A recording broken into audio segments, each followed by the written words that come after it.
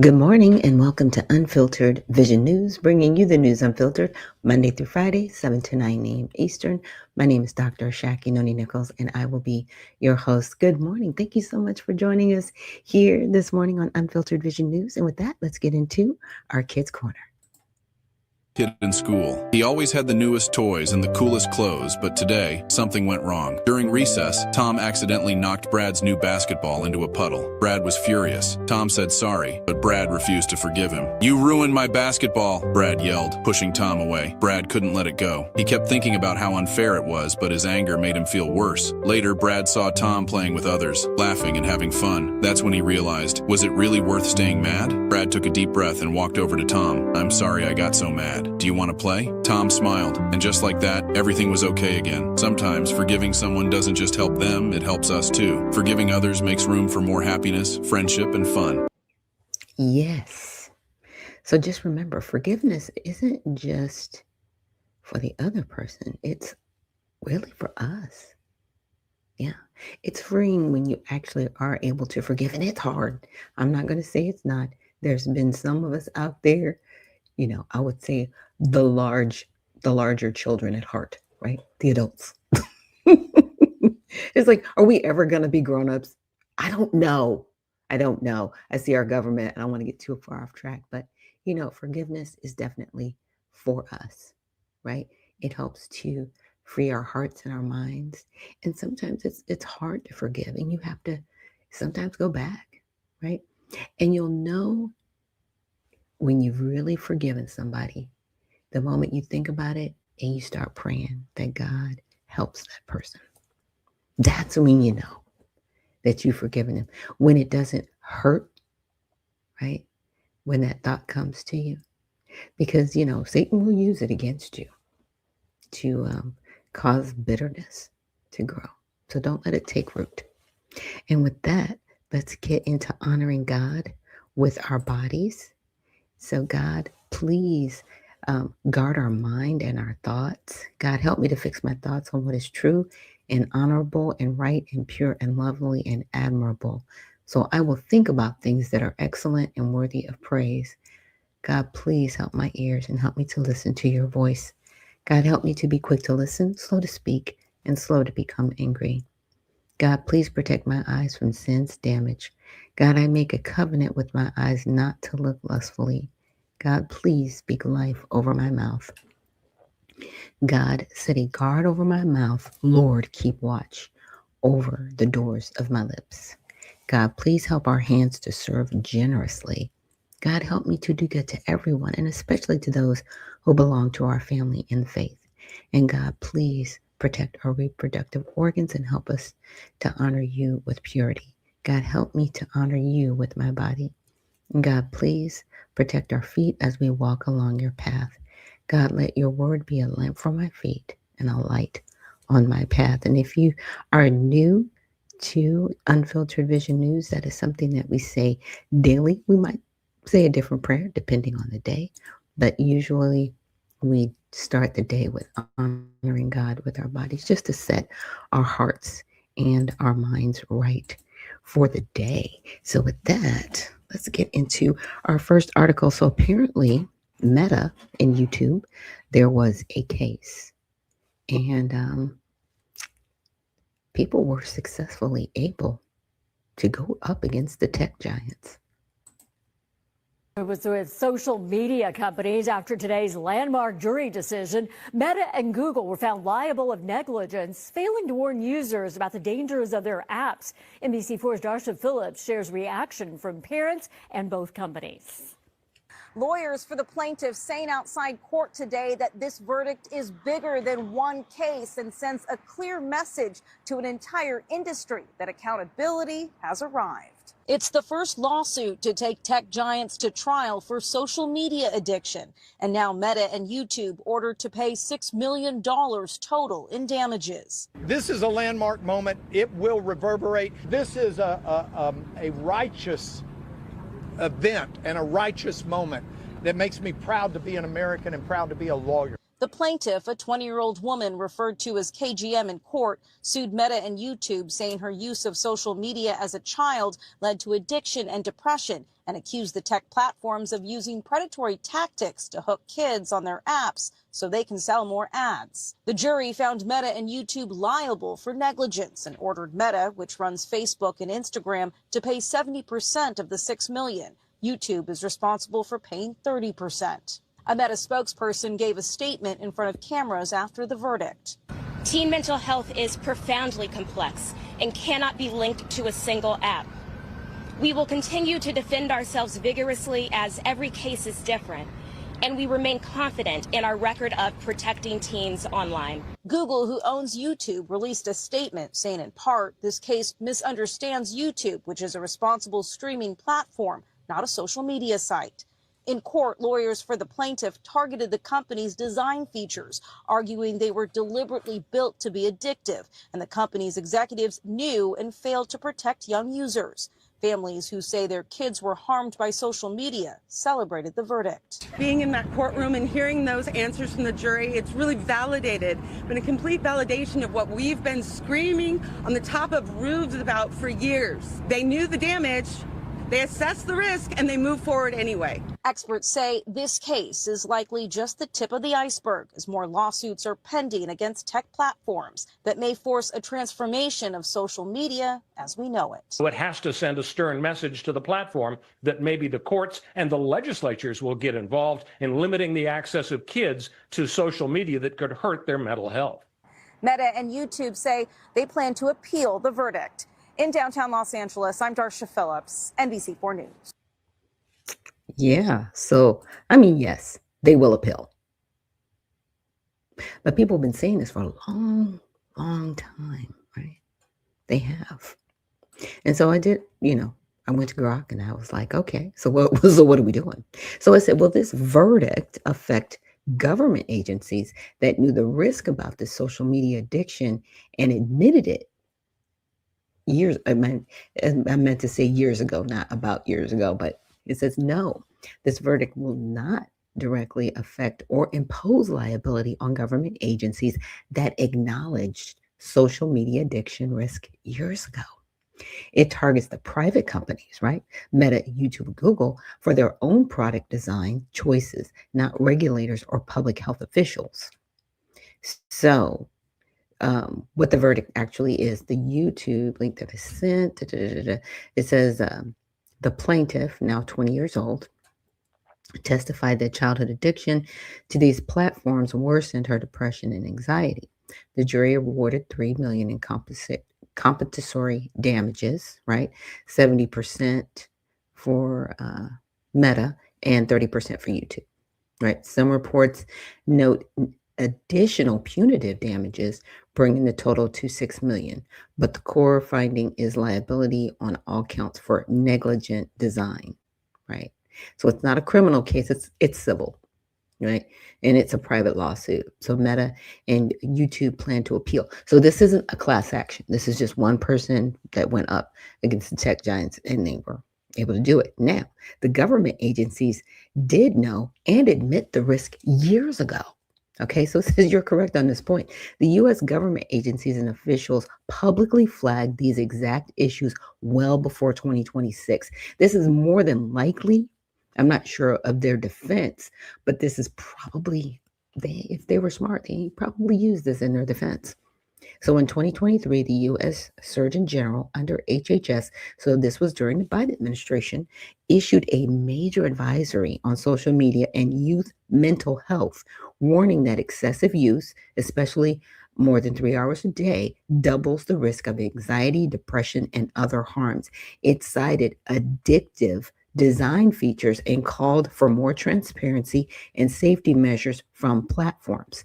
Now, in 2024, the Surgeon General Vivek Murthy publicly called for warning labels on social media platforms like those on tobacco, alcohol, and urged Congress to act, citing strong evidence of mental health risk to adolescents. Now, earlier congressional hearings in 2021 and 22 onward, the FTC scrutiny on privacy addiction and state level actions built on this. Whistleblower documents and internal company files revealed in discovery showed companies knew the harms even earlier than some public warnings. So, state attorney general have actually been plaintiffs suing Meta and others over these same issues. So, why the verdict doesn't create liability or affect the agencies. Okay, so there's different roles. The case held companies liable as product designers, manufacturers. Government agencies don't build or operate the platforms, they advise, research, and sometimes regulate. Now, the jury focused on what Meta and YouTube knew internally and chose to ignore for profit, not on what regulators did or didn't do. So it's interesting because, you heard that attorney. It was like, well, the legislators need to get involved. They already knew this. They knew this before this case. Stop it. They knew. They've always known. But if you've got a lot of people that you can control with dopamine hits, yeah, that's how we got here. Because one day you post a picture of your food and you get 250 likes, let's just say. And then the next day you do the same thing and you get 2 likes. What happens to your anxiety? That dopamine hit that you had the day before. Do you feel happier or do you feel sad? You're going to feel sad, right? But if people in the background,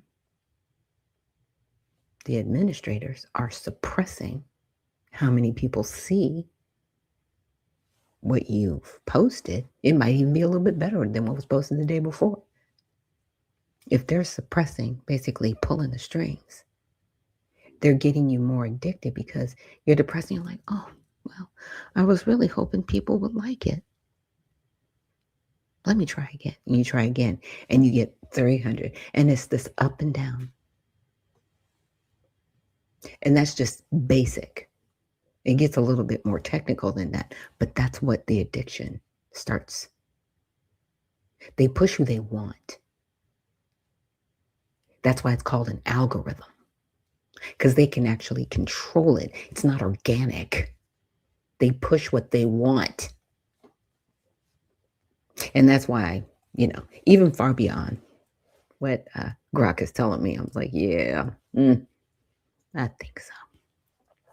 Sovereign immunity. Federal agencies are generally shielded from civil lawsuits for policy, regulatory decisions, or failures to act. Unless specific laws waive that protection, you can easily sue the Surgeon General. You can't easily sue the Surgeon General or HHS for not regulating social media aggressively enough in the past. So even if they knew this would be a detriment to our children, can't sue them. It's disgusting. They knew.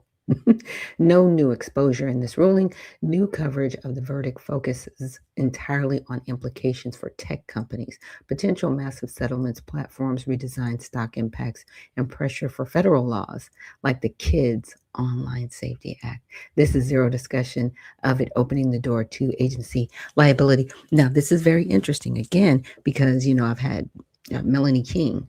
I've played some of her videos on the show. And the one thing she talks about is like, yeah, what happens when they do this Kids Online Safety Act? That's going to regulate how you can access the internet. And you got a whole bunch of people addicted to this already. What happens next? Right? What happens next? So possible indirect effects. These are political. Public pressure, not legal consequences, reinforces the agency's own warnings. More pressure on government to act. More pressure on government to act. Like I said, the whole thing is fascinating because you're holding the product, right? Yeah, and they knew, but why would they move forward with something like this if they didn't have the backing of the government? I'm sorry. The whole thing is just very incestuous. And I'm like, nah, Nope, not getting the pass. Not getting the pass, government. You're not getting the pass. You knew, and you were working with Meta to do it. We have congressional hearings where you said, can you suppress this? This person is posting Facebook, YouTube, Twitter at the time, and all of you said yes.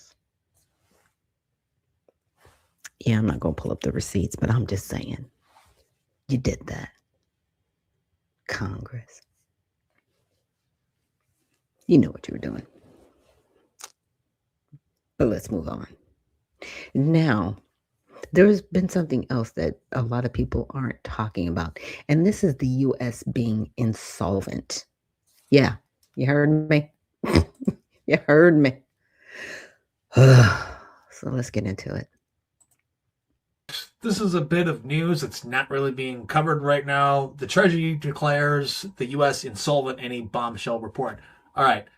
Before I get started on why no one really understands this, let's say that this is not the entire story.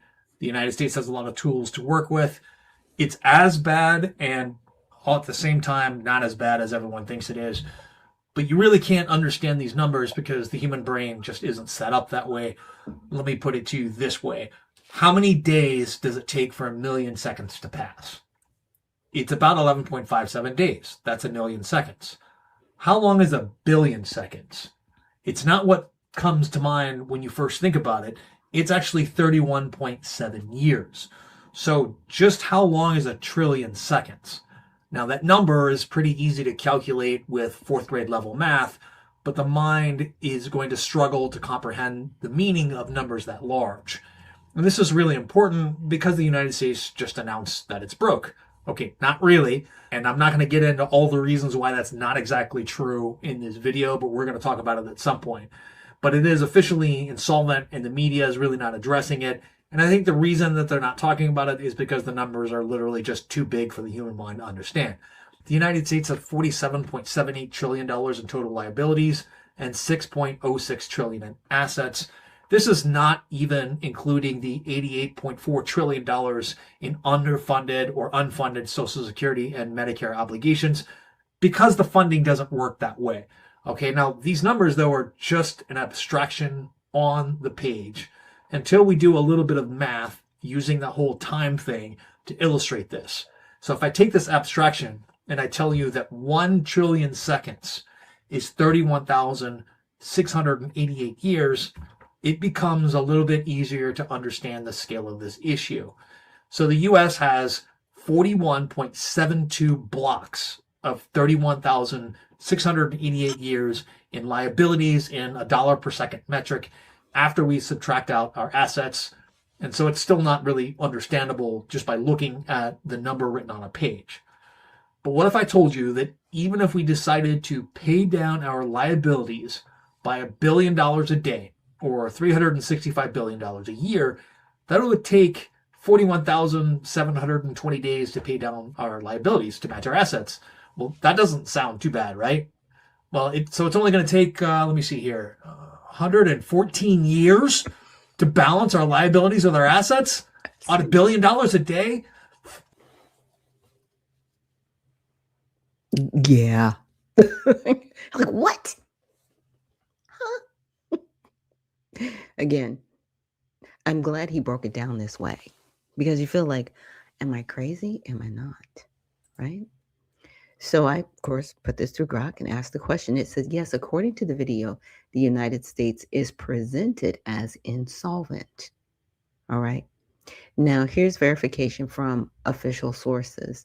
The video's core claim is accurate and drawn straight from the official financial report of the United States government for fiscal year 2025. Here are the exact figures from the report's consolidated balance sheet. So assets total $6 billion. Okay, that's our total assets, right? Now, the total liabilities for 47.778 billion, right? And of course, it's working it out in trillions over here because we are in the trillions. but this is just kind of like the simpler math. So net position is negative 41 billion or negative 41.72 trillion. Because this is where we're at. So in addition to the report's statements in social insurance disclose 88.4 trillion present value unfunded obligations over 75 years for Social Security, Medicare Parts A, B, and D, and other social insurance programs. These are reported separately, but are explicitly noted as much broader than the balance sheet liabilities. The Government Accountability Office has issued a disclaimer of opinion on the financial statements for the 29th consecutive year, citing long-term fiscal unsustainability. The report itself states that current policy is not sustainable, and that's the debt to GDP ratio would explode without reforms equivalent to a 4.7% of GDP annually. So if we at least got to, let's just say 5% GDP, we might be able to get some stuff done. Maybe. But we would need to maintain that just to get to a proper level. And emphasizes that the government's sovereign powers to tax and borrow allow it to meet obligations in the short term, but the trajectory is unsustainable, right? This interpretation was amplified in a March 23rd, 2026 Fortune opinion piece by economist Steve H. Hank of Johns Hopkins and David M. Walker, a former U.S. Comptroller General, titled "The Treasury Just Declared the U.S. Insolvent." The media missed it. They described the negative net position as literal insolvency under standard accrual accounting. So important context that's not in the video. Sovereign governments like the U.S. that issue debt in their own currency are not insolvent the way a private company or household is. They cannot be forced into bankruptcy and can always print dollars or roll over debt, right? The real issue is the Treasury, GAO, and economists highlight is long-term fiscal unsustainability, rising interest cost, entitlement spending, which when you think of entitlements, those are our welfare programs, right? You've got welfare, you've got cash aid, you've got Social Security. Let's see, and I would say any other entitlement programs. And you can also include, I would say, NGOs, and those are non-governmental organizations, charitable organizations, right, that get grants, okay, and contracts from the federal governments to deal with things like homelessness, drug addiction, anything that isn't like a road or a street, right? Because roads and streets are necessary to keep them going. You know, we don't want to drive over rocks, even though sometimes you might be driving over rocks that are, you know, big pits in the road. Just saying, the entitlement programs are things that can be regulated and controlled. So I just wanted to point that out. And debt GDP projections that crowd out other priorities and risk higher inflation or future tax benefit cuts if unaddressed, right? Pending legislation to address the issue, there are no single fixed insolvency bill, right, pending, that directly references the Treasury balance sheet or unfunded liabilities. However, several bipartisan and targeted bills in the 119th Congress, 2526, aim to tackle the underlying drivers, debt trajectory, entitlements, and deficits. None have passed yet. All remain in committee or early stages. So there is the Fiscal Commissions Act, which was introduced last year by Representative Bill Huizenga. He's a representative from Michigan. Scott Peters, a Democrat from California. Companion in the Senate, 4012, introduced in March of 2026 by Senator Curtis, a Republican from Utah, and an independent, Angus King, in M-E. That's not Massachusetts. That's not Maine. Is that Maine? I have to double check. I think that's Maine. This is the most directly relevant pending proposal.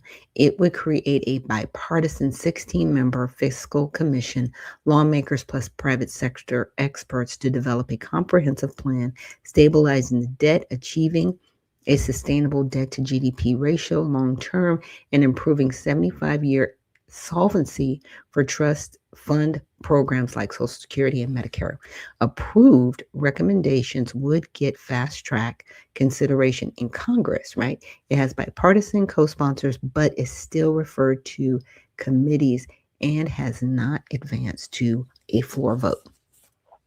There's the Sustainable Budget Act, H.R. 222, another commission-style approach with similar goals for long-term budget stabilization and other related bills, right? Debt limit reforms, Senate Bill 4173, introduced in March 24th, 2026. So that was just as of this week. Okay. Requiring any debt ceiling increase to be paired with equal spending cuts over 10 years. So if they increase the debt ceiling, they're like, okay, what are we going to cut so we can, not keep increasing the debt ceiling? And then you got multiple Social Security focused bills, right? Senate Bill 770, which raises benefits and taxes, proposals to lift payroll tax cap, adjust retirement age, and modify COLAs, which is the cost of living cost of living adjustment. Here's the problem. They tax Social Security. So they tax you to put it into Social Security, right? And you're thinking, okay, cool. I should be living tax-free once I retire. No, they're still taxing that. Huh? Yeah. And this is, here we go. No tax on Social Security. They have to write a bill for this because right now, people who receive Social Security are getting taxed on it. Yeah, HR 904. That would actually increase costs to the system. Yeah, it would increase costs to the system because you would no longer be pulling on taxes from Social Security, which people have already paid taxes to have Social Security. It's very crazy. Again, very incestuous. Very incestuous. So the bottom line, the video is factually grounded in the Treasury's own numbers and recent expert commentary. The U.S. is not facing immediate default, but official reports confirm a severe long-term fiscal challenge. Bipartisan fiscal commission legislation is pending in the main legislative response, though it is not yet passed. Yeah, so we've got a lot of work to do when it comes to the numbers, right? And it's very interesting because amongst all this, there are still people, that benefit. They benefit on the default, which is crazy. But let's see how they're benefiting.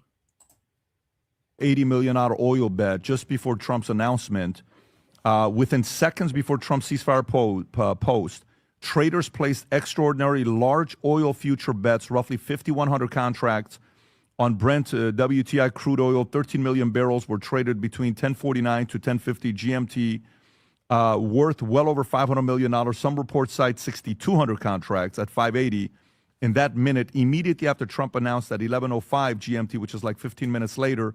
13,000 plus contracts, 13 million barrels. Exchange hands in 1 minute. Oil prices plunged on the news. Brent crude oil fell 15% from 112 to 99, and WTI fell from 99 to 86. By comparison, before the war, Brent traded at 300,000 contracts a day. Recently, daily volume have jumped to 1,000 contracts a day. Tom, thoughts on this story? I hate it. I absolutely hate this because the average American, the average investor has no access to this. Who knew what the president was going to say? A circle of people in Washington, D.C. They know what the president's going to say. And these contracts are going out in basically after-hour tradings that some people don't even have access to. And they put this out here. This is why we need the insider trading rules that they won't pass. You know, I look at this and I come to this. I've said it before. It's like we don't need term limits. We need jail. You know, it's like if you're there's the old joke. If a senator is elected, what should he get? And then the answer is 24 to 36, right? If you're elected, this disgusts me, Pat. Somebody made a bundle of money knowing what the president was going to say, and they went out and jumped on the contracts, a person or a group of people. This is horrible. I couldn't agree more with you. It is disgusting. And, you know, the increase in the amount of contracts in a situation where it's volatile, okay. But the timing of this certainly stinks. And I don't think it's somebody. It's the timing. I think it's a lot of people, Tom, that made money on it. But this is just, it's not fair. It's not fair to folks like us who want to try and make investments based upon the information that's available. And this is clearly cheating. Yeah, I mean, even 9/11, the same thing happened. COVID, the same thing happened. You know, constantly when government contracts are getting given out from Google or Amazon, you know, they're front running that stuff too. So, I mean, there's just layers and layers and layers of unfair advantage for you know, the bigger investors or people in Congress. You know, they do like the payment for order flow thing where they could see a big line of retail investors come and trying to invest in something, and then they could cut the line and go in front of them before that comes in. So, yeah, there's a whole lot of nasty stuff with the way that stocks are investing as a structure against the average person. Hey, let's remember, it kind of got swept under the rug, but you had 3 Fed members resign. The after bonds. Exactly. You had Rosengren, Kaplan, and may have been Cloud. I don't want to speak incorrectly, but I know Rosengren and Kaplan both resigned because there was questionable trading that they had. So, Which is crazy. Yeah, and these are Fed members at the time. Yeah, they were the ones deploying those bonds. Yeah. Boston Fed President Rosengren and Dallas Fed President Kaplan, who now works at an investment bank. But yeah, so it was Rosengren admitted it. Vice Chair Richard Clarida. That's what it was Clarida. So I was right. So Okay. 51% of you consume the content here on the podcast who have not subscribed. We'd like to take PBD podcast. Yes. So, yeah. Benefiting. How did they know? Wow. But they're not going, they're not going to jail like Martha Stewart. They just have the hookup, right? They got the hookup, y'all, over everybody else and making millions of dollars. I don't know if anybody's ever watched The Big Short, but The Big Short is great. It is an amazing movie, and what it does is it talks about the I want to say the 2008 housing collapse. So you guys should definitely check that out because oh my goodness, it's an interesting one, and what it shows is after all that happened, the banks got bailed out. Then those CEOs gave themselves what they called golden parachutes and made millions of dollars. That was one of the first recognizable transfers of wealth. And then, of course, we saw what happened in 2020, in 2021 to where we are now. So is that going to happen again? That's the bigger question when I see things like this. So let's take a quick break. Take a real quick break. And get into some more of this news on the other side. Thanks for joining us.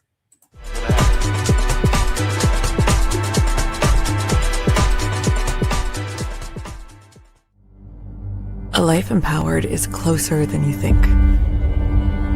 We're all looking for a better way. Reimagine what's next with a new sense of exuberance.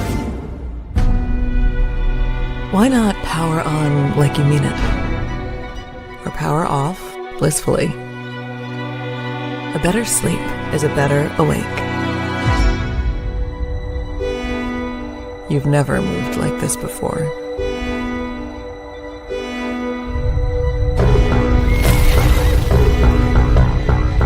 With the energy nature intended.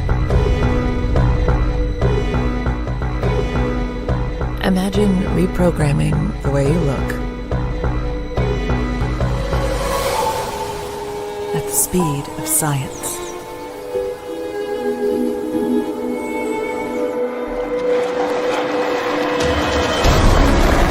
At longevity. exhilaration. It's next level rejuvenation. Taking your well-being from the inside out and outside in. The light within is ready to ignite. Be the light. LifeWave.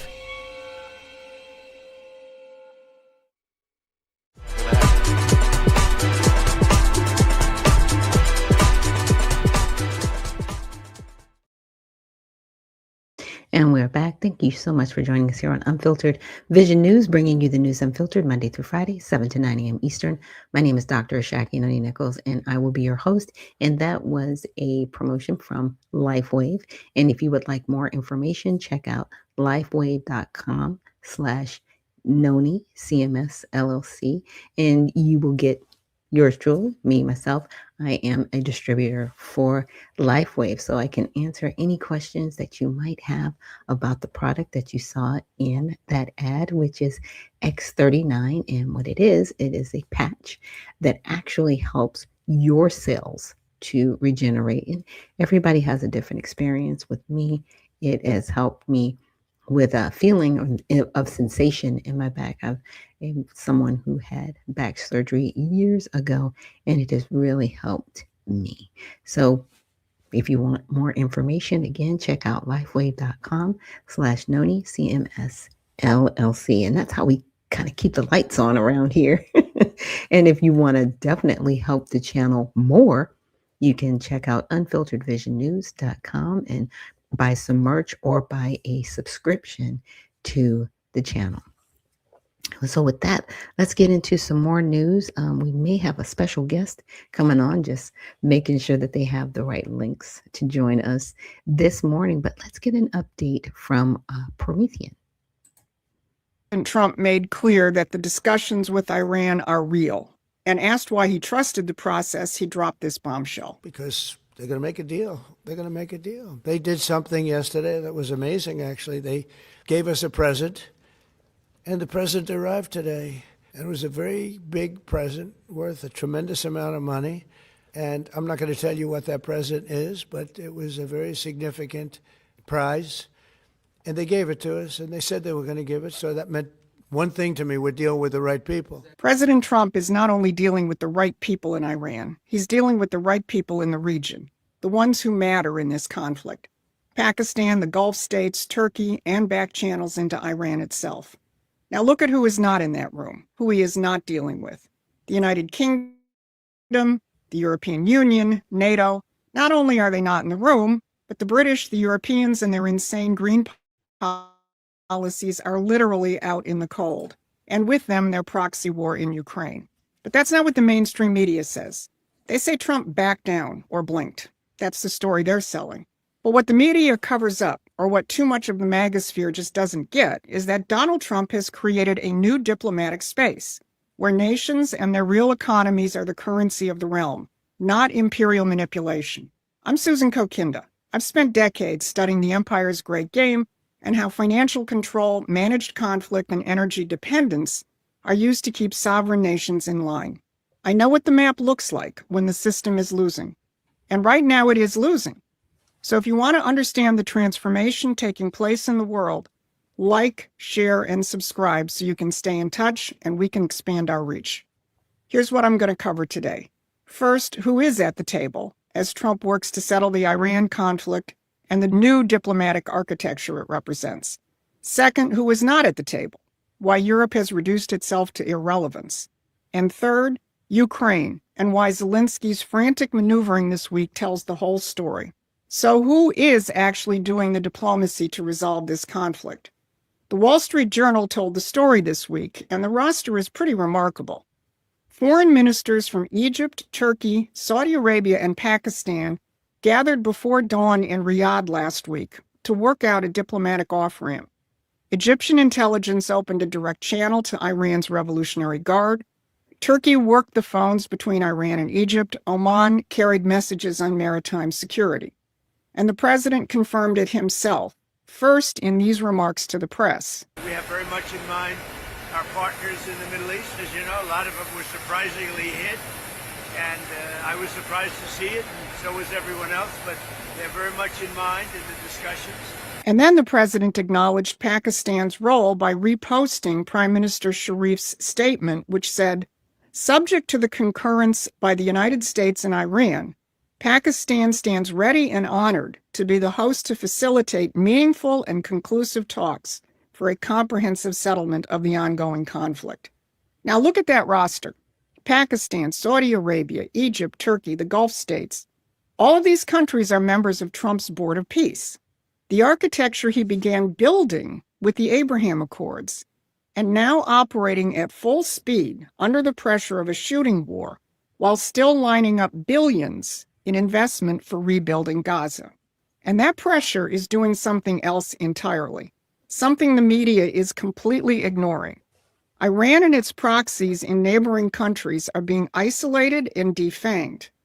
In early March, the Lebanese government banned Hezbollah and told it to turn over its weapons. Then the Palestinian Authority publicly condemned Iran and sided with Saudi Arabia. Did you catch that?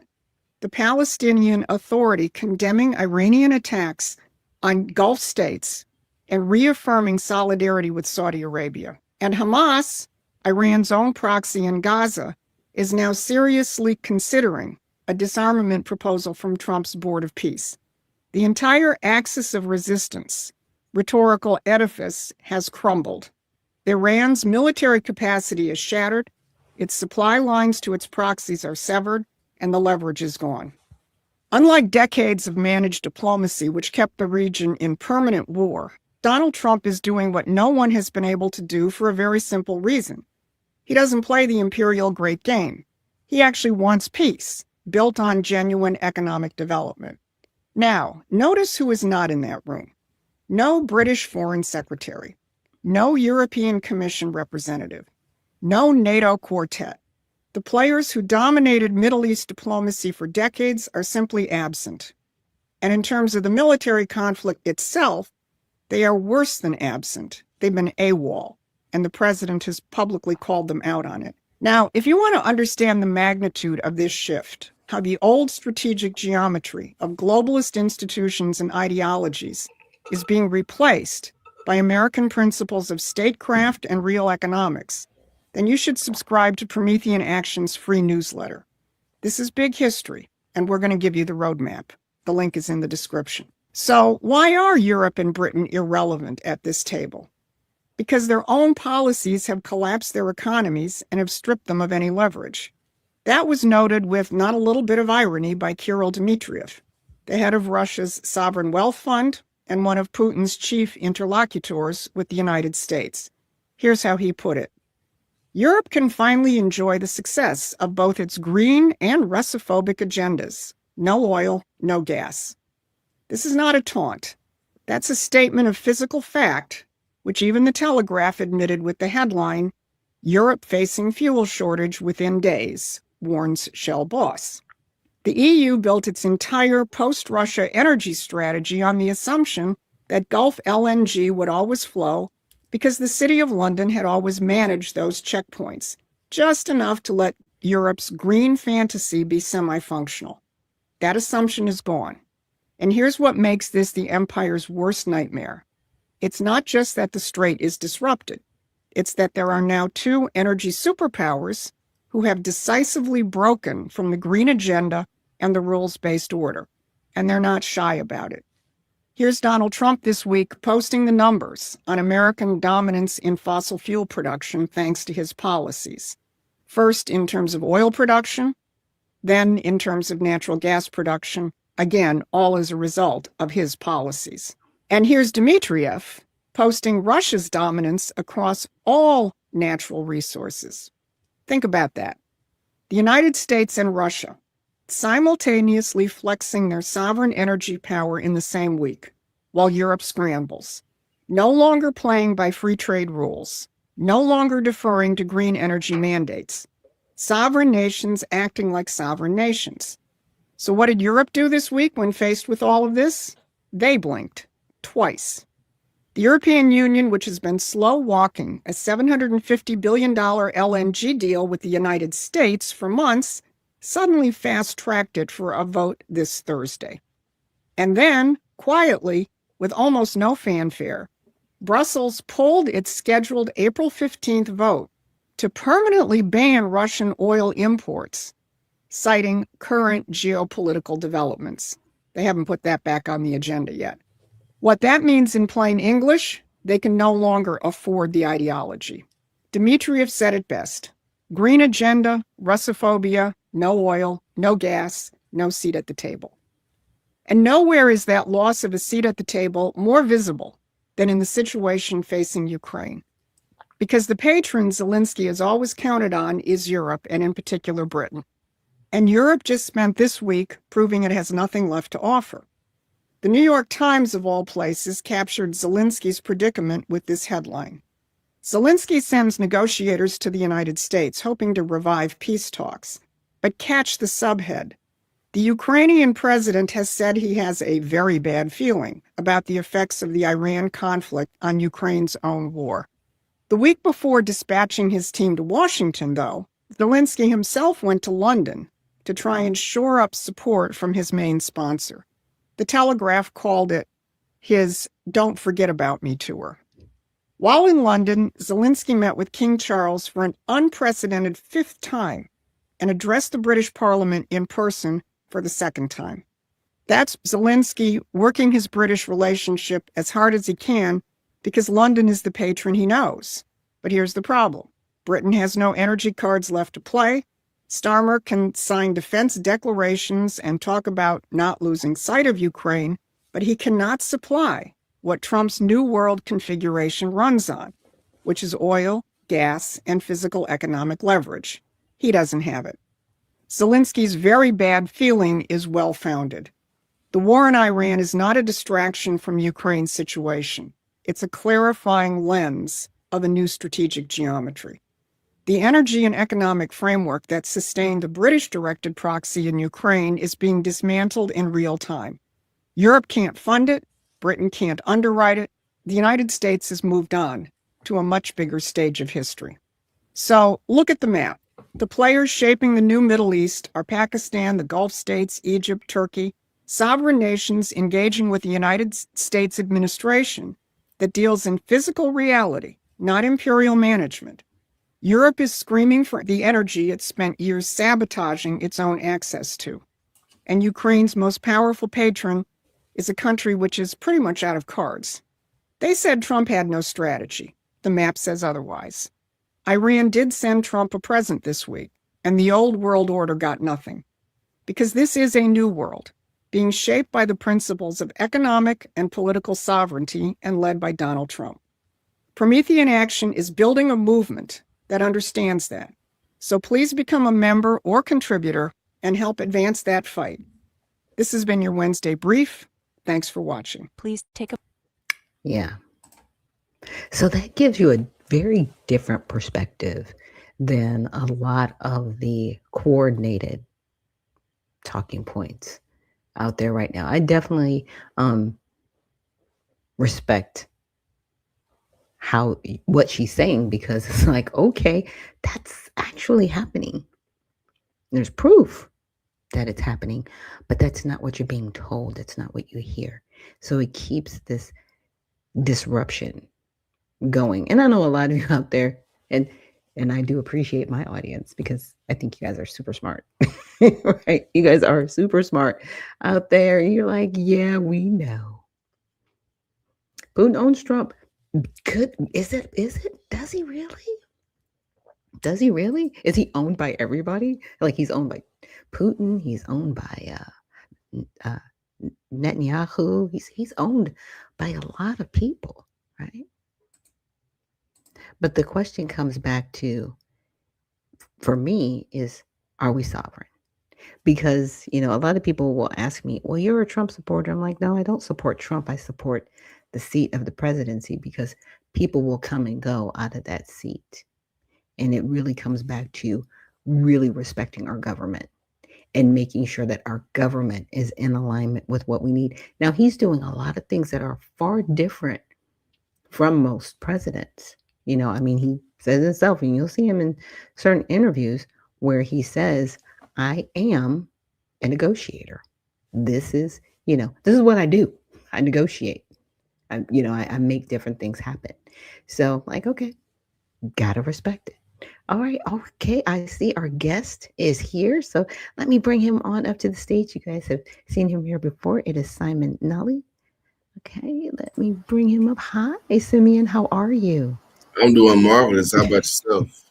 I'm doing great. Good to hear you. And I can hear you very well. So I know you had an update for us. So I'll let you go ahead and get into it. Unfortunately, really good. So, God bless me.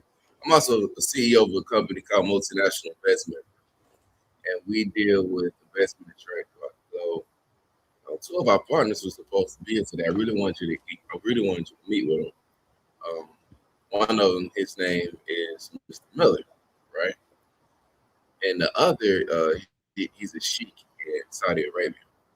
But unfortunately, a missile, the brief on missile actually hit his palace, so he wasn't able to join us. Is he okay? Yeah, okay. That's why he was letting me know that the brief on missile hit his palace. Oh my I was goodness. like, no, sheik. Everybody want to, but he'll be here. He'll be here shortly. And Mr. Miller stated he's going to join us. Mr. Miller is a former Navy guy. So he's a Navy veteran. We got to forgive him from Army, of course. Right. So we forgive him for making that decision. But he's one of the smartest people I know for transparency. And he's just extremely intelligent, very wise. So you can ask him anything, as well as myself, pertaining to matters between Iraq and, my apologies, Iran and the U.S. As you know, earlier I told you that we were stepping away from from the congressional race to deal with the diplomacy. And this is actually for these particular reasons. We can always excite our network and deal with those high-level discussions. Somebody in our network will be able to take control, especially since now we know Russia is actually aiding Iran, right? Which is it's very troubling. So a lot of magnitude. See, Iran is one of those countries that if you excite them, then they have a tendency to escalate things, right? Get on confidence, they're going to utilize that confidence, whatever matter they believe they need to be utilized in. And especially have a superpower like Russia, right? The beautiful thing about the scenario, nevertheless, is that it is transpiring in the Middle East. So we do have friends in the UAE, we do have friends in Saudi Arabia, we do have friends in Iraq, right?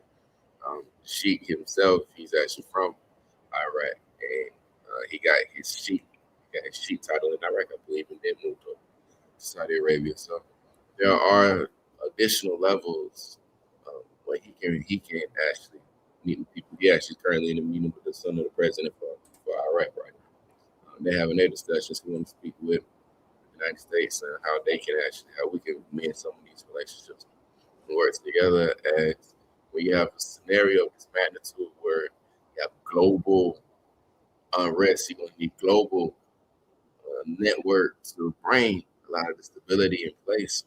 You see, and obviously, you see why I was a candidate for Congress, because technically on the congressional level, how we're maneuvering, it's really not that. You don't see too many congressional personnel jumping in, saying that they want to try to establish some level of peace, right? That's not their position, right? It's more legislative how we're going to take care of the citizens. Those high-level conversations are more in the lines with the President of the United States or Department of State, Marco Rubio, in those capacities. But God just blessed us with a network that extends throughout the globe and exciting them and magnificent arenas is how we try to get control of this. It's gonna need a lot of hands on. It's gonna take a lot of hands on to deal with this. You saw the embassy was hit. The embassy in UAE was hit. The embassy in Iraq was hit. The Iran is just hitting. Name embassy in the Middle East. They just moving significant. You see what's going on with the Strait of Hamas, which is pretty bad for the citizens there in America. I mean, goodness, you see that Israel also attacked Hezbollah. They're attacking them as well over in Lebanon. Yeah, and Libya. Yeah, they attacking Libya as well. But you need as many hands as possible. And honestly, full transparency, when I look at the list of candidates on the Democratic side, it's literally not one candidate on the congressional side, 13th, that can deal with this. This is a monster. This is a monster of a problem, right? Who can deal with this? There's nobody over there, right? Did Mr. Miller join this call? I see 3 people still. Yes. I'm going to bring Mr. Phil up now. He's such a genius. Hello, it's so nice to And meet good morning. you. Good Same morning. here. How are you? Nice to meet you. So please introduce yourself to our audience, and then I'll let you join in the conversation with Simeon. Philip Miller, representing as a COO for MIG. And so I don't know what else you want me to talk about, really. Simeon had asked me to come to the meeting here. And so I said, yeah, I'll join the meeting. He said he was going to ask some questions. He may need me to jump in and help him answer some things. So that's basically why I'm here. Okay, great. Thank you for joining. And like I said, I'll let Simeon pretty much lead the conversation because he has a topic that he would really like to bring to our audience today. So, as you can see, goodness, look at Mr. Miller, way more handsome than I am, right? I can't wait it like that when I get older. I'm old. Minutes now. So, Mr. Miller is actually he's a registered Democrat, right? Mr. Miller registered Democrat, which is pretty good. You know, I'm registered Republican.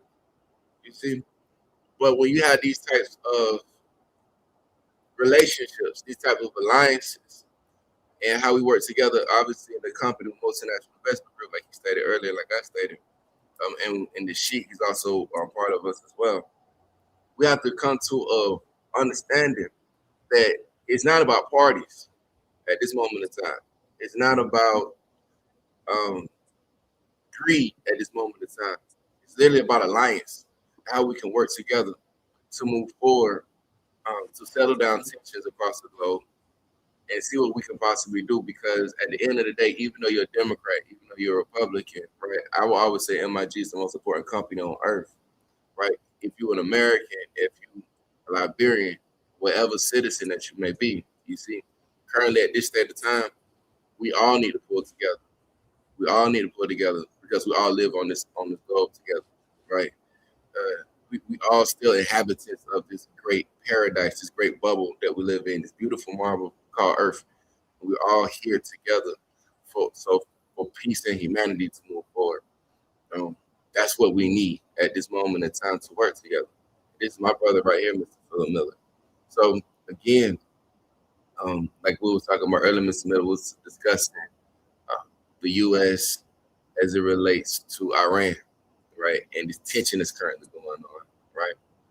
And the role that MIG play as we switched over from the congressional seat to move over to the diplomat seat to move forward. Mr. Miller, we had a briefing, we had a nice we had a nice introduction in D.C. at the embassy, right?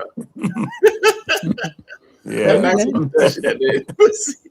It rained, sleet, hell, and shine. We was there, but again, it's gonna take for this level of turmoil, tumultuous of volatility and instability that's currently being implemented throughout the globe. This significant level of turpitude between the nation is going to take all hands on deck to move forward. And again, Mr. Miller can attest, after we serve this capacity, we do plan on rolling back over with those credentials in diplomacy, like I heard you saying earlier, with negotiations, right? With negotiations now under our belt as another benchmark and milestone of accomplishments of this significant magnitude, then we'll take our congressionals. But I'd love for you to, Mr. Miller's a Navy guy, extremely educated, smart as a whip, one of the smartest people I know. So, you would ask him any, or he can get some insight on his ideas, his thoughts as well. Okay, Well, well, Simeon, thank you for your service, Mr. oh, Phil. thank you. Thank you.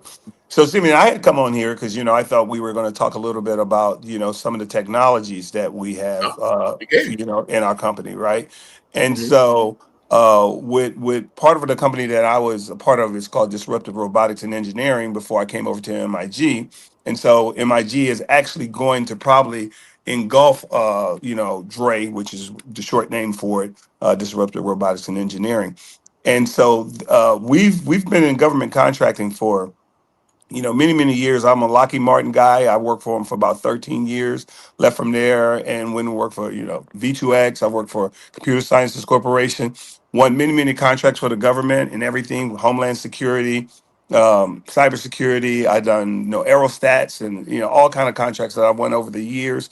And so what happened is when I left Lockheed Martin, we went over and started a business called R4.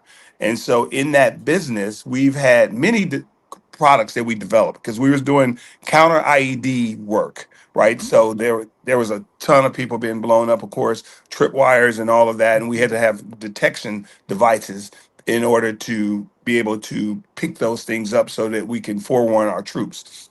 And so I went over to Kandahar in Afghanistan, spent some time over there, kind of got the lay of the land, see, jumped around to all the different fobs over there. And then I had come back here, and then our group, along with one of our business partners, came up with a product called Finder, which is a radar, S-band radar, that basically it takes and it can propagate forward, and it can detect whether people are in, homes, or if they're in a building, or if they're in a car. So we went over to Nepal when they had the big earthquake. I think it was not. Yes. Yeah, it was back in 2015. Mm-hmm. And so they brought their search dogs out there, and they did. SAR was out there, which is search and rescue, and they went and they had the dogs sniffing, and then they pulled their dogs away. They had finished their search, and so what we did is we had our machine finder, and we said, well, give us an opportunity to point our finder towards this rubble, and it was just, it was devastation everywhere, right? Mm-hmm. And so we pointed the device towards the rubble, and we realized that there was someone there, because the heartbeat sensor, what it does, it takes your heartbeat and takes your breathing. Everyone has a specific signature, and we Yes. capture that signature, and we know that it's a human being. It's not a dog. It's not a cat. It's not anything. It's a person. And so we propagated forward and found that there was a 61-year-old woman who had broken a clavicle bone. She had an arm broken and a leg broken, but she was alive. And they had completed their, their rescue mission, Wow. and that lady was in there. So the dogs didn't pick her up, but our device did. And Okay. so we were very excited about that. We took that device all over the world. We came back to the United States. We presented to Homeland Security and Customs and Border Control. They actually adopted it. It's part of the AEL, with the authorized equipment list for FEMA to use and for Okay. counter, the Border Patrol to use. And Mm-hmm. so in that big Florida, when that building collapsed, Mm-hmm. they used it down there. So that technology is a technology that we're trying to push forward in MIG. We're of course looking for investors, because we had the government tell us that although the product is really good and it has service purpose, but it's service purpose at a given time. And they're saying with today, with everything being so fluid and things moving all over on the battlefield or wherever you're going to utilize the product, we need to update the product so it can do vectoring, which means that the subject can be moving and the actual device can be moving at the same time. Okay. Right. So right now how it works is you put it on a tripod, you point it in a direction, it propagates for 30 seconds, and then it brings back a result, right? And we've also put it on a drone, and then it'll fly out, and we'll let the drone just hover, and it'll propagate for 30 seconds, and then it'll give you a result. What vectoring will allow us to do is that the person can be moving however fast they want to move. So it can be one person in a crowd of 100 people running down the street, moving all around. And once we propagate their signature, right? They can move all they want. If I had a drone or something in the air, I would find them amongst 100 people. That's what the vectoring will allow us to do. They could be running around doing whatever they want to do. They can even, and because the signature is so precise, right? They can go to the best plastic surgeon in the world and get their whole face and everything changed, and I'll still know it's him or her. Now, okay, let me stop you right there because this is a good and a bad thing, right? It depends on how you're going to use it. You know what I'm saying? I'm like, this is great, but wait a minute. Wait a Yeah, minute. Like, if yeah. you really want to use it against your enemy, right? And we've unfortunately gone through ebbs and flows, I would say, in our government where people are like, you're the enemy. I'm like, is that really your enemy? Or this is something you have an alt against, right? There's a difference. Could this be Well, used in a disparaging way? I guess that's the question. can I jump in right here for 2 seconds before I let Mr. Miller take over? I told you he's one of the smartest men I know. Any man with that glasses and that face and that jacket, you just know he's intelligent. Just know his IQ level is not even on Earth. But nevertheless, you remember what I was telling you at one of the last meetings? We have technology that can be deployed in a human trafficking world, so we can find women who was actually kidnapped and on a missing list, and we was also can find personnel who actually has a history of human trafficking on the most wanted list. We can find these people. That is, if this is that technology at that current speed, that current age. So you can use anything for bad. AR-15, AR-15 in your house. To me, as an Army person, that's for self-defense. That's for home defense. Right. Right. That's why I support the NRA, because I know I can utilize these weaponry to protect my family. But in the hands of somebody that's wicked, look at what they can do, mass shootings. So anything could be used for good and evil. It all depends on the mind of the individual that we refer to. Exactly. Go ahead, Mr. Exactly. Milton. Yeah, but that's So, amazing. I want to answer that because you're absolutely right. It can be anything could be used for good or evil, right? So that is just the situation. But I think there's really some good uses for a technology like this, right? One of the major concerns with the technology, and we had presented this to the government once before. We had gone to I2WD, which is the Intelligence and Information Warfare Directorate, right, and told them basically, you could take this product, right, and we can commercialize this product, and we can be, just like, I'm from, I was born in South Side of Chicago, but I basically grew up in Michigan, right? But I was born there, and so there's an affinity there. But because there's a lot of folks there, there's everywhere you go, you'll see these like a little tower, they're like little rods, and they have what they basically do is when they hear a gunshot. If there's shooting in the area, it alerts the cops and they come to that area to see, okay, what's going on in the area, right? And so we had spoken to the government and said we can do and we were going to call it Athena. We can do a thing called Athena, where because I worked in telecommunications space where we built towers, right? And I did that for probably about 10 years. And so I had crews and we would build towers and we would do small cell, upgrades. And so as you go, you have the repeaters going down the road to keep your cell phone connected, right? So I'm just saying we could put when we presented this to the government, here's Athena. We can, and where those small cells go, we can put a small little box with our technology in there, right? And that could do some tracking as well. So for example, right, people are always concerned about PII. I don't want you with my personal information, right? So if I take your signature, but I don't have your name, how do I know who you are? I don't know you specifically by name, but I know you by signature. So now if I take that signature and I put it into a database, right? And then later, God forbid you don't do, but later you go do a crime, right? And that signatures in that database, you go do a crime. I don't know your name, but I know that signature matches the same person that was in the area that did that crime. So now I go, okay. So now we can do a number of things. We can go take potential folks that we believe was involved in that crime. I can walk you through just like any metal detector, So you come to the police station, I bring 15 people in there. I say, just walk through the door. When you walk through the door, I take your signature. My device is there. And now that signature matches right up to the person that was in there at that crime scene and there. And I go, it's you, right? Never have to know your name, right? Never get involved in your PII. Never get involved because you lose certain rights once you commit a crime, right? Right. So that is those kind of things. Like we even told the like some of the special forces, like you can put it on the end of your rifle, and as they bust down the door and they put their gun in first, then they turn, right? Well, our device could detect there's a person in there, right? So you like, okay, I know there's someone in here. I don't have to, hey, but now you're in there. So it just has so many, it has such utility in how you can use the equipment.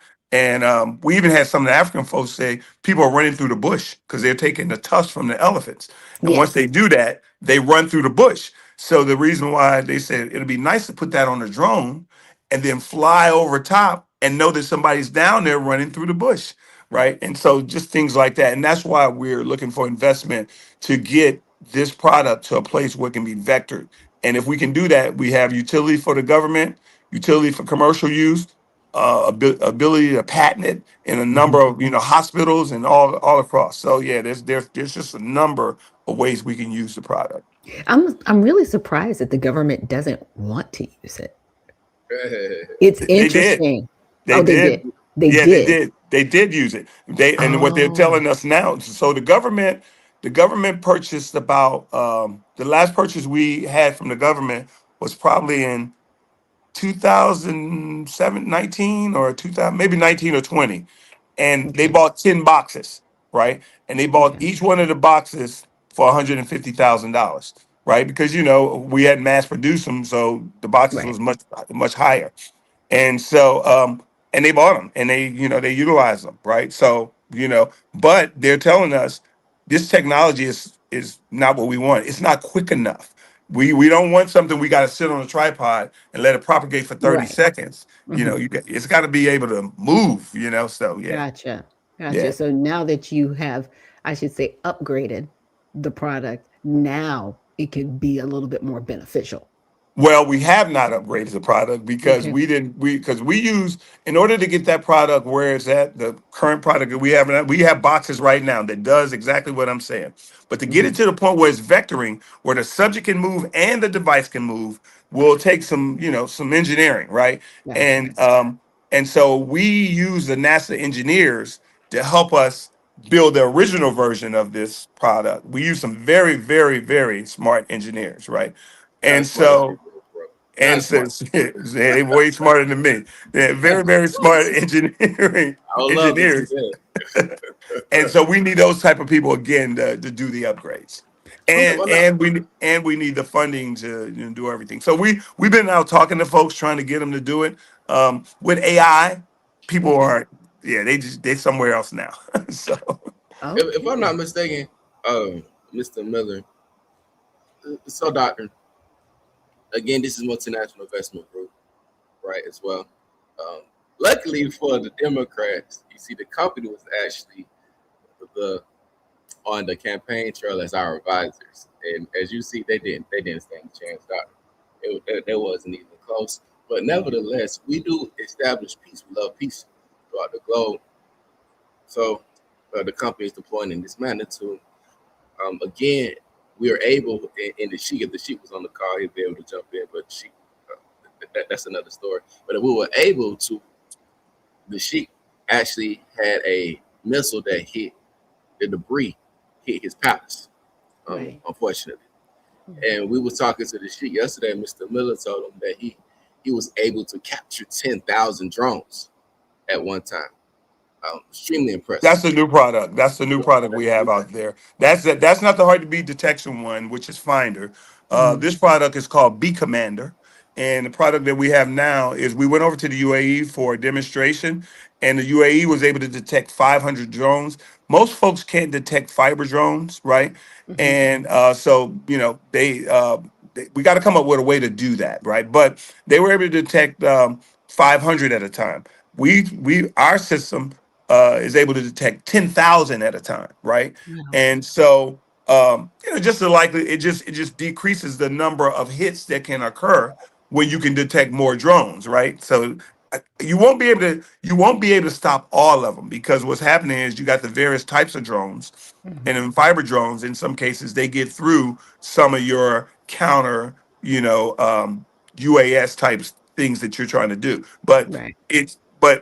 so some of them will get through. But having 10,000 opposed to 500 is a big deal. You know what I mean? So Yeah. Yeah. Significant. yeah, so we did that. And one of the things also we're trying to come up with, we have a little lab down in Aberdeen, Maryland. We're trying to come up with is what's happening on the battlefield is you have drones that are being set up over the battlefield. And so when they deploy the drones from the original staging point, like say, you know, Iran is going over to the UAE and they, hit some of like they hit the hotel right next to the Burj Khalifa over Right. there. Yeah. And so when you get stuff like that and they do the staging and they deploy everything, what happens is they're picking up drones along the way. So they send out 100 drones, but they stage 1,000, right? Okay. So they send out a few of the drones, and what the drones do, and they're basically flying over the land, and they're picking up the topography of the land. So it's kind of similar to like if you got a Lexus car or something, and you see it pop up on, I know it's in Lexus, but you see it pop up, and it tells you as you're driving, you hit a big pothole. Well, Right. what happens is your car hits that pothole, and then part of machine learning, right? It sends it up through the cloud, and then all the people that's driving on that road, right? It tells them now all the Lexus package that has that capability. It tells Hmm. them you're about to come up on a pothole, or a cop Right. is in front of us, or whatever. So Hmm. the drones are doing something very similar. They're coming over, and they're picking up information, and then they're sending it back to a top, operation center. And when they send it back to that operation center, it actually gives that information out to the rest of the drones. In some cases, the drones are flying out, and as they have the drones that are placed all over the place, they basically say it's good to go. And those drones come up, and they can have bombs, they can have whatever, and they can blow, right? So what we are doing, and they can't detect that because there's nothing that's moving. When they're checking a drone, they get the movement, they're getting like either the propellers, they're getting all these different things that are happening. So what we're doing is we're coming up with a system that really kind of combats that. And I don't want to go too far because the technology that we're coming up with is very unique. And so Yeah. we're sitting in a lab, putting our brains together, trying to come up with that. And that will be a game changer, along Yeah. with detecting fiber. So there's a battlefield going out there. We're in war, and so folks now are wanting quick, fast solutions, and Mhm. we're trying to be that company, to do that. So Yeah, and that's gonna save a lot of lives, right? And it correct. might even, I wanna say, deter individuals for acting in certain ways. It's like, "Hey, we know what you're doing. We already Hmm. know. Now Right. let's negotiate before Right. before anybody gets hurt," right? Yeah. And Yeah. and that's good, because what we don't wanna get into is what some people have said about this current conflict is into a forever war. Now, I Correct. know a lot of people don't like it when I say that we're not at war, but we're not, because you know why? Because everybody would have to go to jail because Congress isn't involved. Okay, it's really that simple. All right, we're in a conflict. It's not war Yeah. yet. Yeah. Okay, Yeah. it's not war But yet. but if you look at what happened with Afghanistan when we went through Hmm. that whole ordeal for That 9 years and billions and billions and billions of dollars, yeah, we yes. can't afford that. We just can't Mm-mm, afford that for our economy right now. So yeah. mm-mm, mm-mm. And somebody said it best.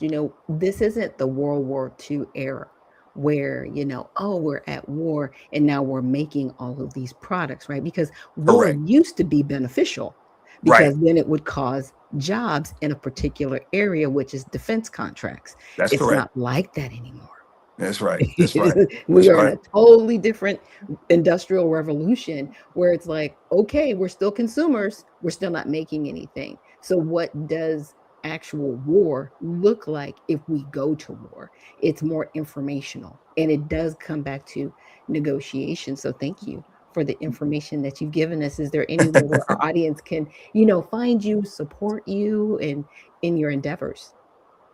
Yeah, so right now I don't know which email to actually give, but I guess I can give my email is pmiller@dretech.io. So pmiller@dretech.io, And and don't someone can forget to send me. come to the website now.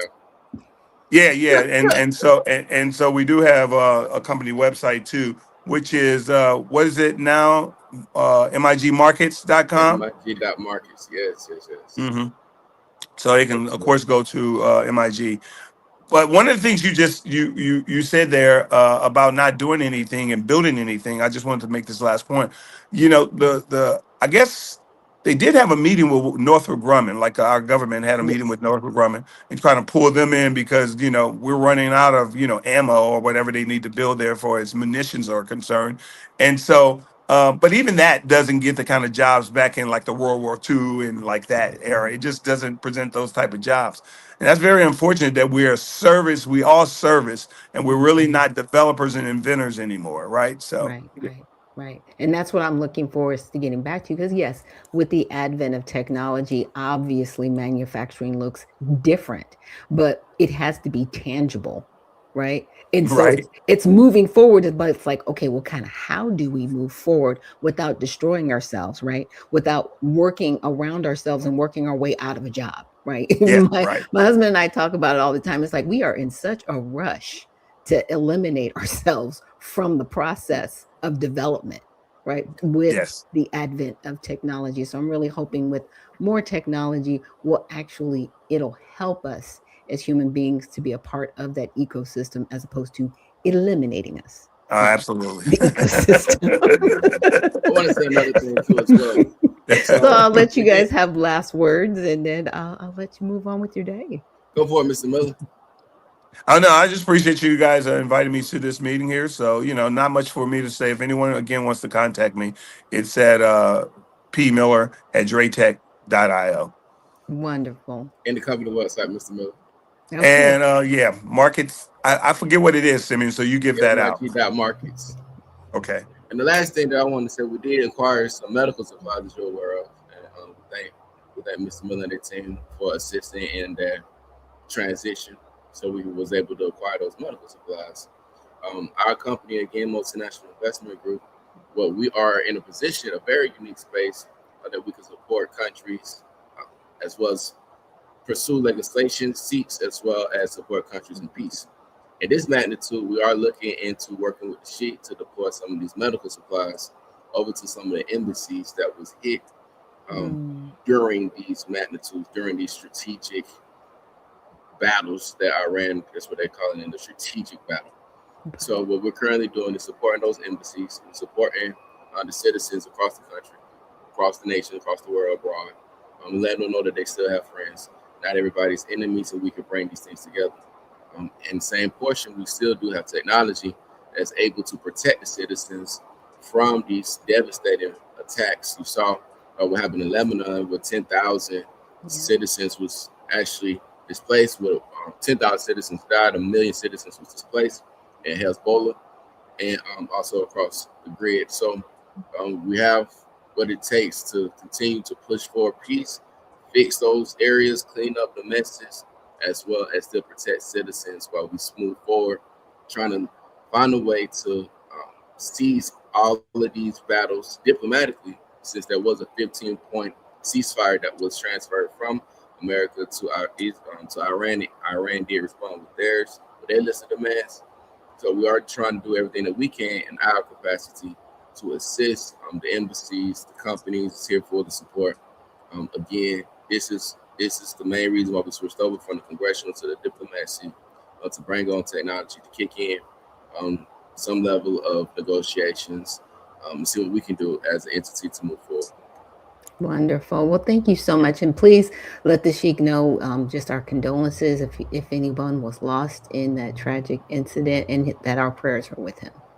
I think the Sheikh is more upset that about his palace is he got like a lot of gold over there. I think that's really what his main issue is. trying to figure out how he can get that fixed on the cheapest manner. It must be nice to be a sheik. Mr. Miller, why aren't we sheiks? But right, we're still praying for him because I mean that's still a dangerous situation. But men, y'all are different. Y'all are just wired differently from us women. We're just like, we're so concerned. Are you okay? You're like, I'm good, man. But they messed up my crib. Like, really? Like that's the conversation we're having. Oh my goodness. That's right. And she called me talking and said, Seven, I can't believe the debris hit my palace. Is over here. Do you know how much I paid for this? You should be happy you're alive. Right. Like we're having a conversation. Are you okay? Yeah, right. Must be nice. Exactly. But again, thank you guys for joining us here. And we're looking forward to having a conversation with the sheik. All right, you guys have a good one. You too now. Right. That was a great conversation. And I will definitely have those links in the repost. And with that, let's take a quick break. And when we return, we will get into some more of the news here on Unfiltered Vision News. And thank you. And we will see you on the other side. Lineage, legacy, leverage. Genealogy is the lane. Community is the destination. But care, that's how we get there. At TBAT Task Force, we don't just research history.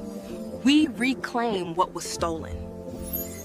For Black American descendants, proving who you are is the first step toward reparative justice and recognition. Get 4 hours of expert research, a verified certificate, and a care-based session to guide your next steps. A $155 contribution doesn't just fund your search, it fuels 5 community positions. It's a cycle of growth. Ready to claim your history? Start your journey or book a free care call today. Your legacy is waiting.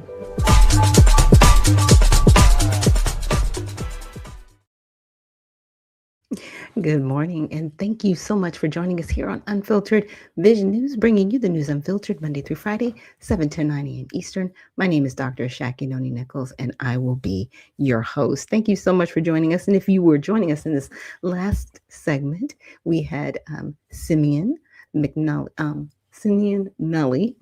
Sorry, I mispronounced his name, and also his guest, Mr. Phil. So I will make sure to have the email and the website and the repost of the show so you can reach out to them and find out more about their organizations.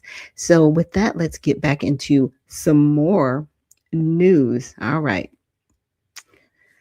Lots going on, but I wanted to check out a few updates on X. Now, this one was very interesting. So let me set up the video before I bring it up here on screen. But it says many people don't know this, but we pay a fee on every airplane ticket purchase that's supposed to go directly to a fund to fund TSA, right? But 10 years ago, Congress passed a bipartisan legislation that diverted the security fee revenue into a general slush fund. Yeah, everything is a scam. Let's check this out. The massive scam here that literally nobody's talking about. Okay, so if you pay close attention on every single airplane ticket that you buy, there is something called the September 11th security fee. It's $5.60. It's on every single ticket, and you pay it up front. Now, according to the TSA website, the passenger fee, also known as the September 11th security fee, is collected by air carriers from passengers at the time air transportation is purchased, and then the air carriers are supposed to remit these fees to TSA. So in other words, you and I are directly paying for security at airports. But what's been happening over the last decade plus is that Congress has diverted the aviation security revenue away from TSA into general deficit reduction. And so the fees that we're paying, the fees that the passengers are paying specifically for airport security has now been swept into the broader federal budget through multiple bipartisan agreements, meaning that both parties are down with this. AKA the fee that you and I pay, that all the passengers pay, is not actually being used to fund TSA like it's supposed to, but rather it's thrown in some massive slush fund. So in other words, we are paying for a service that they are not providing. So FYI, if you've missed your flight because of the government shutdown or long security lines or whatever, you can actually demand a refund from the airline for this fee that you've paid. Anyway, hope that helps, and be safe out there, guys. The mask. Yeah, will it help retrieve the ticket? No. It won't help retrieve the ticket, but hey, you can get the service fee. Did anybody know that we were paying the service fee? I didn't know about the service fee because there's so many fees. Like, I'm sorry, it's just like a disclaimer. Your eyes just kind of glaze over once you see the first paragraph. You're like, I'm not reading this. But hey, South Park did an episode and there was a human centipede. So I'm just saying, right? You take your chances when you sign off on the terms and conditions.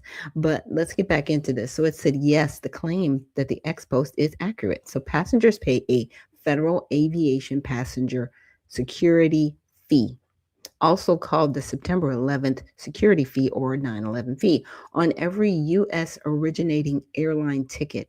It's currently $5.60 one way and $11.20 round trip, and is itemized separately on your ticket alongside taxes and other fees. Airlines collect it and remit the money to the government. Yeah. So it's a tax. And we've been paying for decades. Anybody know about this? Again, I didn't know about it till it was pointed out. So the fee was created after 9/11 specifically to help the TSA aviation security, so screening personnel, etc. The original intent was that it would cover most of or all of TSA's costs, so travelers would directly pay for their own security. So we're paying for this, and yet their monies are caught up in this appropriations package. So you're making people suffer because you don't like what ICE is doing, which was signed off on the big beautiful bill because they got $89 billion to be spread out over the next 10 years. Like, what are y'all doing in Congress? Like, I need you to get it together. That's all I need. I just need you to get it together. So in a bipartisan budget act in 2013, so over 10 years ago, Congress raised the fee and began diverting a large portion of the revenue into the U.S. Treasury's general fund, often called a slush fund. Because do we know where this money is really going? They say it's supposed to lower the deficit. The deficit keeps going up. So it's almost like, I don't know, spraying mist on a 5-alarm fire. Like, what is going on? Really? So roughly $4 billion is collected annually for the fee. $4 billion. But we have TSA agents sleeping in their car because they can't get paid. But we're paying a fee, so they're paid. Like, what is going on in Congress? What have you done? Just a mess. So about 1/3 is diverted to the General Treasury Fund and used for deficit reduction or other federal spending not related to TSA. Then why are y'all collecting this money?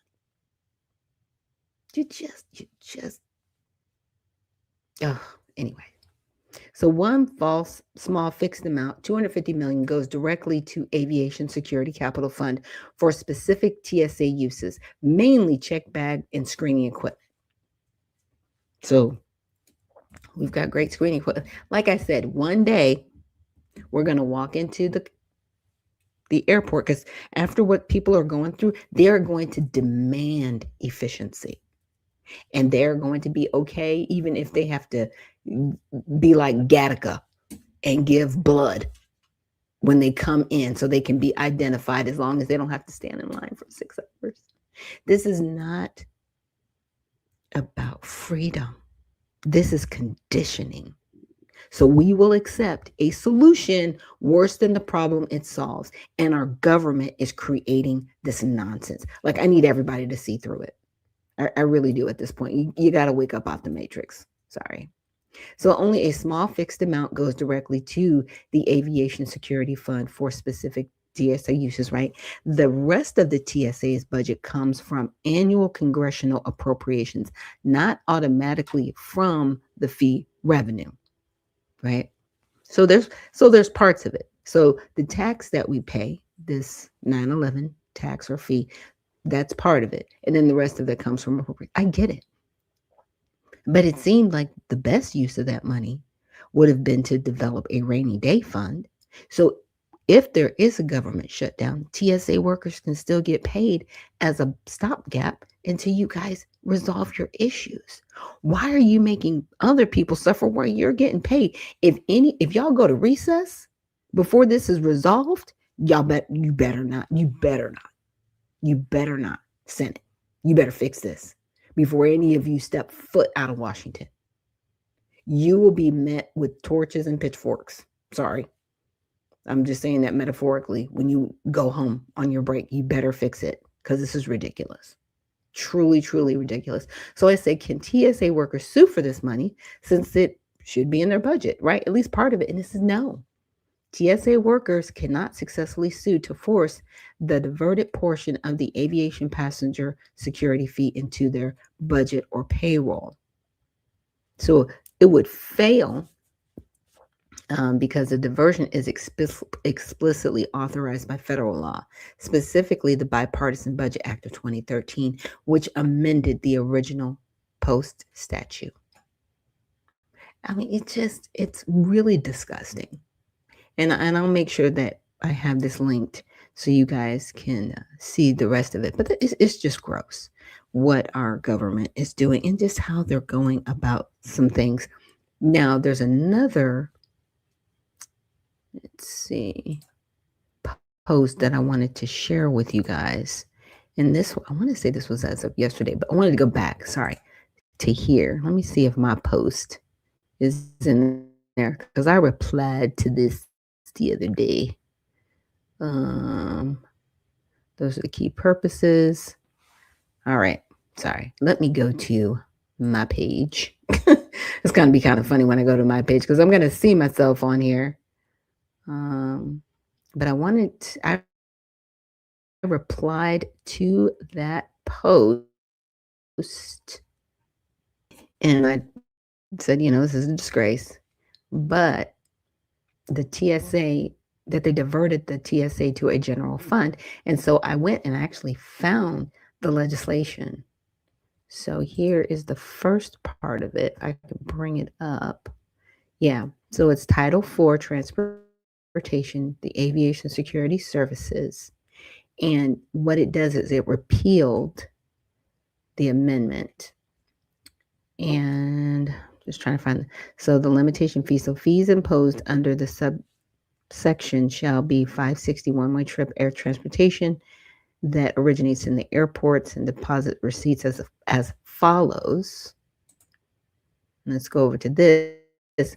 It says beginning in fiscal year 2014, out of fees received in a fiscal year under subsection after amounts are made available in the fiscal year, the next funds diverted from such fees in the fiscal year in the amount was specified for the fiscal year, paragraph 4, shall be credited as offsetting receipts and deposited in the general fund of Treasury. It doesn't really outline where the money's going to go. It just says it's not going here anymore, right? So here are some of the fiscal year amounts. So in 2014, it was $390 million. And as you can see, it's gone into the billions since then. So hundreds, 100,000s, millions, billions. And this is just up until 2023. But we don't know how this money's being used. They haven't really told us, because to say that, yeah, it's going towards the deficit, is it really going towards the deficit? Do we really know what's happening? I mean, it's just really gross what's happening. Now, this was something that also happened, I think maybe a day or two ago. So the House passed a bill mandating automatic deportation for illegal immigrants convicted of welfare fraud. Okay, so there are some people that were here illegally that also defrauded the government. Like the whole thing is crazy. So crimes covered include Social Security fraud, SNAP fraud, and mail fraud, conspiracy to defraud the United States, bribery or theft involving federal funds, i.e. fraud, and other schemes targeting taxpayer resources. This is baseline accountability. Yet, 186 Democrats voted against it. So just to put that in perspective, they're like, we want to put up this bill. 186 Democrats said, we don't support that, even though it's to deport people who've committed fraud. Huh? What? This should be a zero discussion. Are you serious right now? It said if someone enters the country illegally and then defrauds public systems funded by American workers, removal is logical. It's very logical. Okay, Democrats, what are y'all doing? Okay, so here you go. Republicans are all in agreement. There were 20 Democrats that were in agreement, right? But 186 Democrats were like, no. I mean, that's how much they're in the tank for illegal immigration. Like, that's just weird. Like, what is wrong with y'all? Like, really, what's wrong with y'all? Get it together. Now, we're going to also look at another situation happening in Mexico that I don't really see a lot of people talk about. We talk about the sleeper cells, but we don't really know where they are, right? Or what's happening with them. So let's check this out. And Mexican cartels, what's the connection there? Mexican cartels are smuggling thousands of military-aged men from Iran and other parts of the Middle East. Now, this is a major national security story. So, as the conflict with Iran continues, the idea of threats on American soil remains real. And even with the Donald Trump border being the most secure in history, there is still a massive effort underway to sneak dangerous individuals into the United States. And for some reason, there's a total mainstream media blackout on all of this. Stop! Now, from corporate media reporting, you might have heard of Iranian sleeper cells, how they are being activated. Now the FBI issuing a new warning, for corporate media is missing the bigger story. These men with ties to terror groups are already here in the United States, and the Mexican cartel continues to move them into United States every day. And a lot of people came in through Biden with this stupid open border. So we know where most of them are. We've got our eye on all of them. Hezbollah and Hamas, both of whom are sponsored by the country of Iran. Let me pause that. So now we just had in our earlier segment, Mr. Phil, see, this is what I would want your technology move for. Can we get signature on all these individuals roaming around in the country that's going to create some havoc? Find those people. It's so we can get those individuals deported. Because in my opinion, with that kind of technology, ICE would actually be able to do the job that the American people were expecting. Does that make sense? Without getting anybody else hurt. But the difficult part about it is they're being smuggled in, number one. Number two, you do have these governors and mayors creating these sanctuary states and cities that harbor these individuals. You hide them within the general public. So unfortunately, people in Minnesota got injured and lost their lives because they thought, okay, we're fighting to protect our neighbors, but you're also protecting people that need to be removed. And were you even aware of that? Right? Because you just see everybody as one big group. And it's like, no, there are people here to harm us. They need to be removed off the soil. And that's really important. Have had a presence here in the United States, and after 4 years of open borders, even more came across. You also have sympathizers who are numerous, and we saw many of them outed after all the protests on our campuses and all the events across the country. It is nearly impossible for Border Patrol agents to truly vet and screen the record number of illegal border crossers under Biden and Harris's policies, many of whom are simply released into the interior anyway, and those trying to cross it know it. And then take a look at this. We met up with a local resident out here. He goes out and he collects all of these discarded passports. Mail. These are all military-age mails. People keep saying that. I've got the proof right here. Where are you guys from? What country? Pakistan. Pakistan. India. Iran. Iran. Y'all from Iran.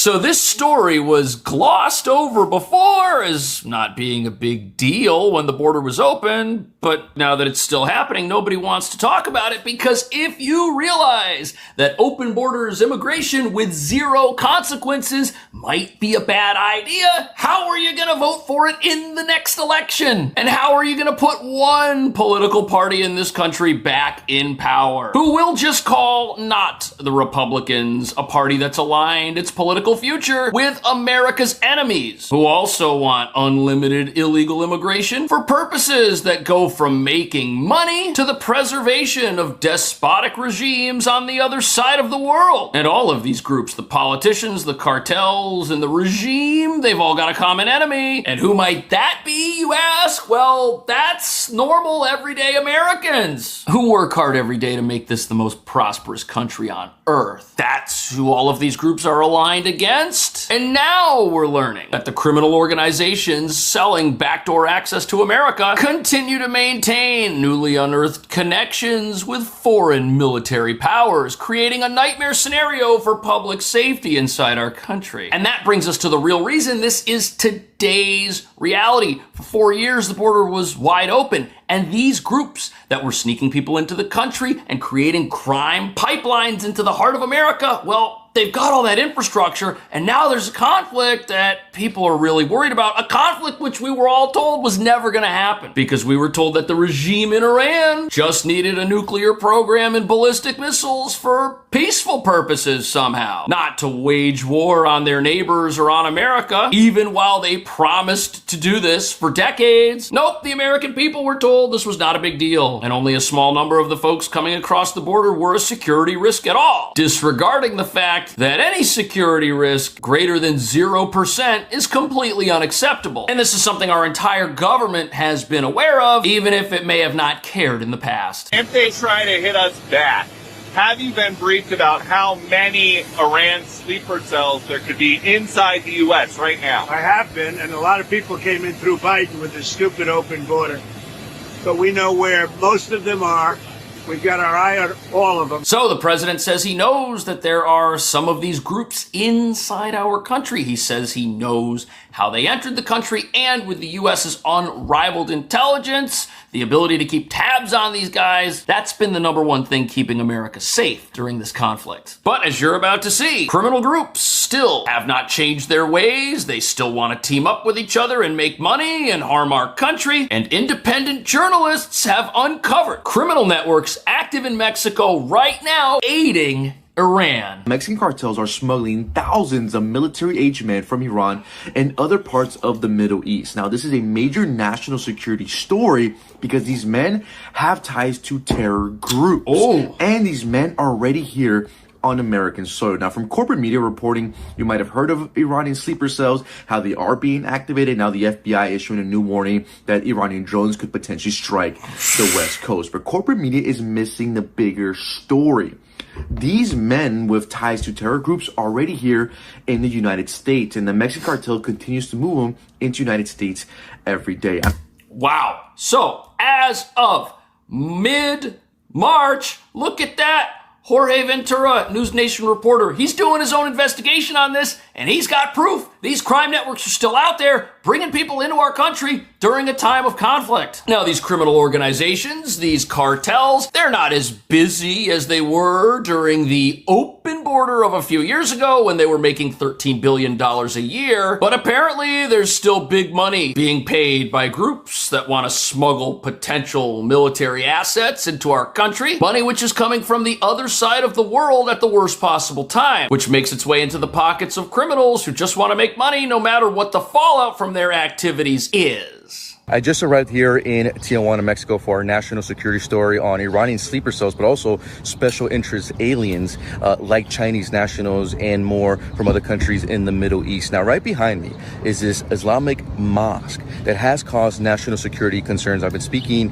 with Mexican and American law enforcement sources saying that some of the individuals that stopped at this mosque before getting aided by Mexican cartels to cross illegally into the United States actually were harbored here between 1 to to 30 days. Wow. What I just did right now is I just did interview some of the migrants that were outside of this mosque. Some of them have actually only been here for a week from East Africa.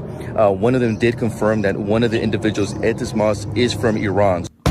So the criminal pipelines created by these organizations, they're all still active. They've been essentially blocked with the border being closed in the manner in which the Trump administration has gone about doing it. But there are still some people who allegedly are making their way into the country. Now, we don't have millions of people coming across every single year like we used to, but anybody coming across who's bad news could be a real problem. And that's the frightening thing about this investigation. But it's coming at a time when U.S.-Mexico relations are improving. Mexico's president has finally allowed her military to work with U.S. Special Forces and go after these criminal organizations. And many of these operations have been successful. Now the only question is, how many of these organizations are out there? How big of a presence do these criminal networks actually have in Mexico? And how much of it is directly aligned against the United States? Shortly or just recently.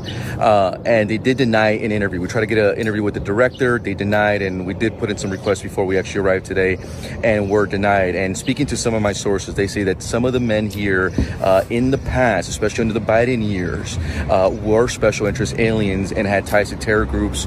They were essentially harbored here, and then eventually they were crossed illegally into the United States, where many of them were directed to destroy their identification or just throw away and disregard passports and things like that. That's what Corey with GOAT Initiative on the American side, he's been able to collect and then link some of those individuals to this mosque here. Once again, this is just a couple of blocks away from the American border. One has to wonder if this is on the radar of law enforcement, right? Especially right now, because you gotta wonder. Do they know about this stuff? They must. And if you look at recent moves by the United States and South America with the Shield of the Americas project, the recent operations in Ecuador, and the ongoing operations in Mexico, obviously the government knows about this kind of thing. And the only way these criminal networks remain powerful enough to subvert the U.S. border is if they are allowed to project military force inside the borders of a country like Mexico, for example. The combined military operations right now that are going after these guys are going to put a major dent in their ability to run pipelines of criminals through alleged safe houses like this and sneak people across the border. And when you have that, working with domestic intelligence inside the United States, a lot is being done to keep people like you and I safe behind the scenes. But now we gotta wonder, what could criminals who are already in the country be up to? Hezbollah and Hamas, both of whom are sponsored by the country of Iran, have had a presence here in the United States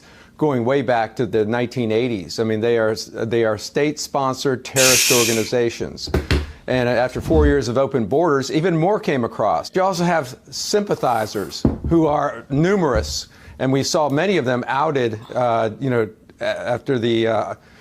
all the protests on our campuses and all the events across the country. And Yeah. So I will definitely make sure you guys have that link so you can see the rest of the video. But yeah.